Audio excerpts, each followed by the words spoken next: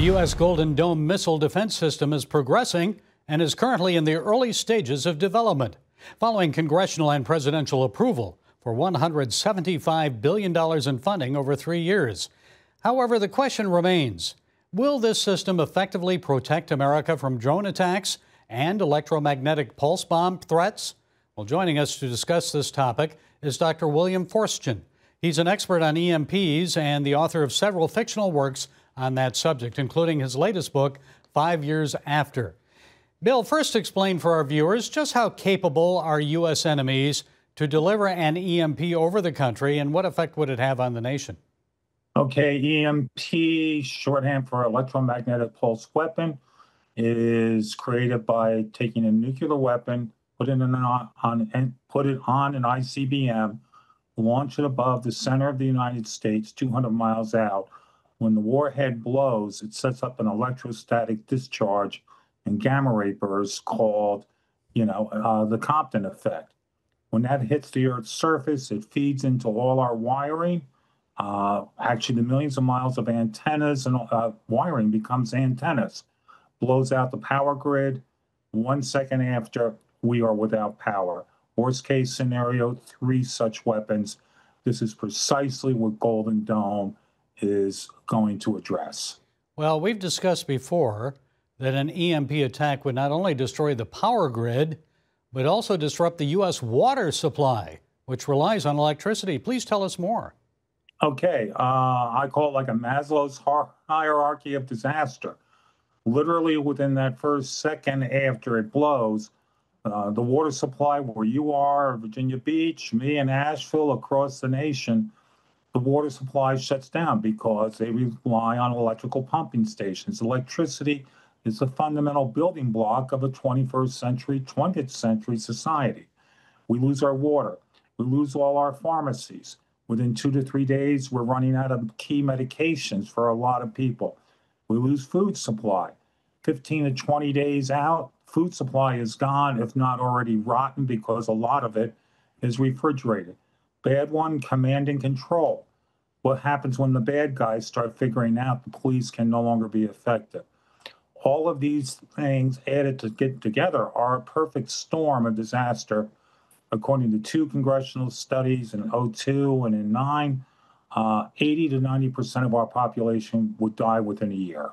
And we're talking electrical and other losses that would take years to rebuild, not months, correct? Yeah, DOE did a study some years back, estimated that 80% of the electrical grid of the United States would still be offline after 5 years after a major EMP attack. That means 80% electrical systems are gone. But the population is also down by 80 to 90%. It's a worst case scenario. Well, Congress and President Trump have approved spending $175 billion for the Golden Dome system over 3 years, and some say it may eventually require as much as $750 billion or more to get a workable system up and running. So just how capable then would the Golden Dome be to stop an EMP if one were placed atop a long-range ballistic missile and it were shot down by the Golden Dome? Wouldn't its electromagnetic pulse still wreak havoc on the electrical grid? Okay, Golden Dome is, the Israeli system of Iron Dome and Jacob's Sling. Golden Dome is Iron Dome on steroids. The Israeli defense system is point defense for short-range rockets.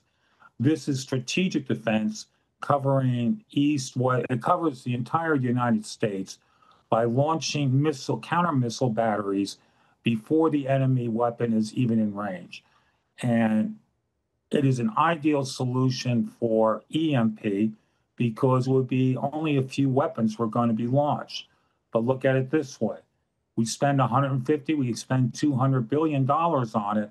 If we lose our electrical grid, if all that shuts down, estimates are that it's over $100 trillion in infrastructure in the United States. It's all blown off.